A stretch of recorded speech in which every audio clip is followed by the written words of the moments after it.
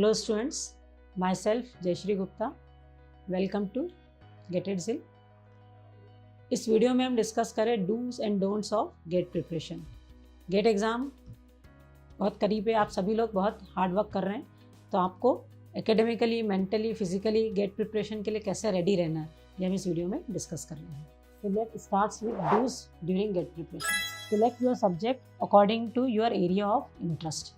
पहले हम वो सब्जेक्ट पिक करें जो हमको इंटरेस्टिंग लगते हैं, जो हमको कंफर्टेबल लगते हैं, है ना। तो इससे ये होगा कि हमारी प्रिपरेशन स्टार्ट है ना, 2-3 जो सब्जेक्ट इंटरेस्टिंग लग रहे हैं वो पहले करेंगे तो हम ज़्यादा सब्जेक्ट कवर कर लेंगे। एक बोरिंग सब्जेक्ट हमने पहले ले लिया तो हमारे लिए आगे स्टडी करना थोड़ा डिफिकल्ट हो जाता है, तो हम ऐसे सब्जेक्ट पहले प्रेफर करेंगे जो हमको इंटरेस्टिंग लगते हैं। दूसरा, मैक्सिमम वेटेज सब्जेक्ट्स। तो आपको सबसे पहले वो सब्जेक्ट सिलेक्ट करने जिनका वेटेज ज़्यादा है, लाइक एनालिसिस ऑफ एल्गोरिथम है, डेटा स्ट्रक्चर्स है, कंप्यूटर सिस्टम ऑर्गेनाइजेशन है। तो ये सब्जेक्ट्स ज़्यादा मार्क्स, जनरली इनका कवरेज ज़्यादा मार्क्स का रहता है, तो आप इनको पहले पिक करिए। और इनमें भी पहले किसको पिक करेंगे जो आपको ज़्यादा इंटरेस्टिंग लगता है ना। अगर आप इंटरेस्टिंग सब्जेक्ट से स्टार्ट करते हैं तो सब्जेक्ट आपका जल्दी कवर होगा, तो पूरे सिलेबस आपका एक टाइम पे complete. Handy notes of important formulas.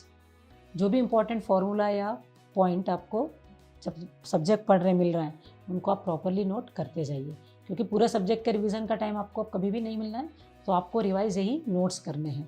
तो आप एक प्रॉपर नोट्स, छोटे शॉर्ट नोट्स है ना, बहुत लेंथी नोट्स नहीं, एक शॉर्ट नोट्स आप बनाते जाइए। Solve previous year GATE paper, ये मस्ट है, ये तो आपको करना ही है।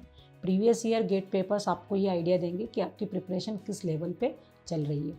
अगर आपको previous year gate questions comfortably बन रहे हैं, मतलब आपका सब्जेक्ट काफ़ी अच्छे से प्रिपेयर हो चुका है। Do mock test regularly. आपको मॉक टेस्ट रेगुलर देना है, जितनी ज़्यादा मॉक टेस्ट आप दे सकते हैं उतना देना है।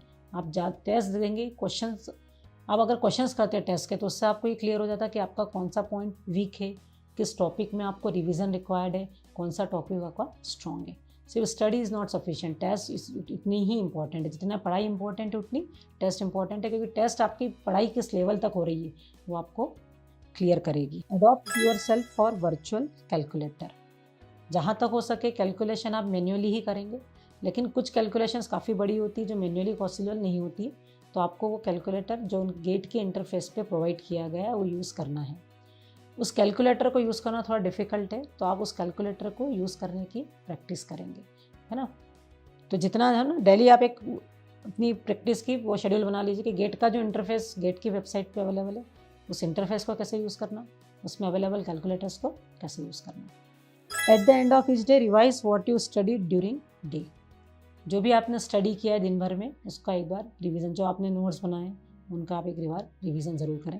Go for group study. Group study में ये होगा कि कोई चीज़ आपने किस तरीके से सॉल्व किया, वही क्वेश्चन दूसरा स्टूडेंट किसी और तरीके से सॉल्व करता है, तो सेम क्वेश्चन को सॉल्व करने के हाउ मेनी डिफरेंट वेज, एक ही कंसेप्ट को, एक ही प्रॉब्लम को अप्रोच करने के कितने डिफरेंट तरीके हो सकते हैं ये आपको पता चलेगा।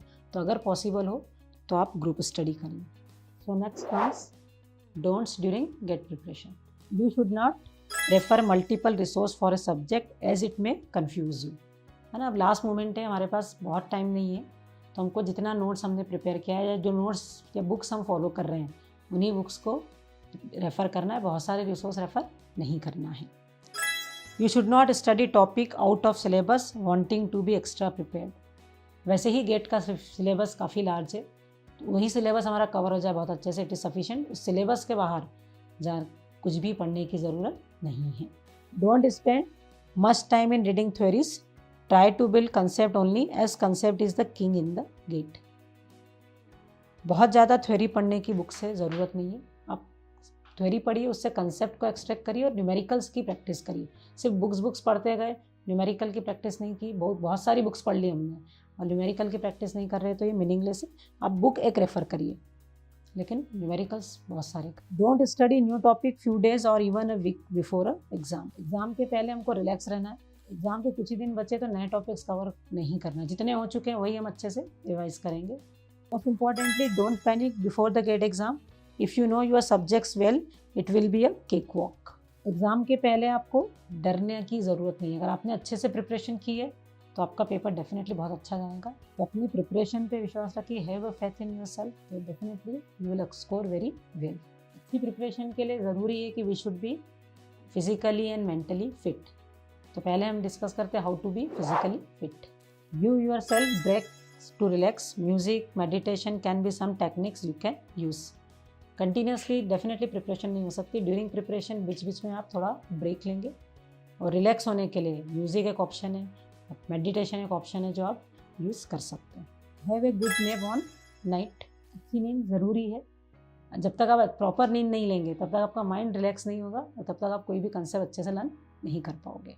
तो ज़्यादा पढ़ने के चक्कर में 4 घंटे सो रहे हैं, ऐसा नहीं होना चाहिए। तो प्रॉपर 8 आवर्स की आपको नींद लेनी है। Avoid junk food and outside food. जहाँ तक कोशिश हो घर का ही खाना खाना, और लाइट खाना खाना है ना, पिज़्ज़ा बर्गर ऐसा कुछ भी हमको ट्राई नहीं करना है। Winter this days keep your self fit and healthy, है ना। विंटर है तो आपको अपने को इस तरह से रखना है कि कफ कोल्ड की पॉसिबिलिटी बहुत ज़्यादा होती है, तो आप अपने आप को वार्म रखें to avoid this problems. Now we will talk about how to keep yourself mentally calm. It is an instance time, so stress level must be kept down. It is very important exam of your life. तो डेफिनेटली आप पे बहुत pressure होगा, लेकिन आपको pressure कम लेना है ना, निगेटिव नहीं सोचना कि मेरा होगा नहीं होगा। कम से कम प्रेशर लेके ज़्यादा से ज़्यादा प्रिपरेशन लेनी है। अगर हम ज़्यादा ओवर थिंक करेंगे तो हम प्रिपरेशन कम कर पाएंगे। तो अपना स्ट्रेस लेवल कम रखें। Don't let negativity creep in. Believe in yourself and hard work put in. अपने पास निगेटिविटी को नहीं आने दें। ये नहीं सोचें कि मेरा नहीं होगा। डेफिनेटली अगर आपने हार्ड वर्क किया तो you will get very good score. Focus on your strength and build on them. Don't think about the pros and cons. अपनी स्ट्रेंथ पे फोकस करिए, अपनी क्या वीकनेस है, मुझे ये सब्जेक्ट नहीं आता, मुझे ये सब्जेक्ट नहीं आता करके बहुत निगेटिविटी नहीं करना। आपको एक सब्जेक्ट एक टॉपिक नहीं आता है, लेकिन बहुत सारे ऐसे टॉपिक्स होंगे जो आपको बहुत अच्छे से आते हैं। तो कुछ जो आपकी वीकनेस है उनको लेकर आप निगेटिविटी क्रिएट नहीं करनी है। Remember, it is the syllabus you studied in your graduation, it is just required revision. GATE के लिए आप कुछ नया नहीं पढ़ रहे ना, आपने जो अपने 4 साल में पढ़ा है करिकुलम में वही आपसे पूछा जा रहा है। तो जस्ट आपको क्या करना है, जो आपने पढ़ा उसको बहुत अच्छे से रिवाइज करना है। Keep your self positive and motivated. अपने आप को निगेटिविटी बिल्कुल भी पास में नहीं आना है, और खुद को मोटिवेटेड रखना है, ऐसा ना हो, है ना। Keep your self positive and motivated. Positive thinking रखनी है कि हाँ मैंने हार्ड वर्क किया है तो मुझे अच्छा स्कोर आएगा। दूसरे से खुद को कंपेयर नहीं करें, उसके मार्क्स तो मॉक टेस्ट में ज़्यादा आ रहे हैं, मेरे कम आ रहे हैं, ऐसे कोई कंपैरिजन नहीं करें। मार्क्स अगर हमारे कम आ रहे हैं तो क्यों कम आ रहे हैं उसको हम रिवाइज़ करके उनको इम्प्रूव करने की कोशिश करें, और अपने खुद के पेपर देने की एक मेथोडोलॉजी डेवलप करें।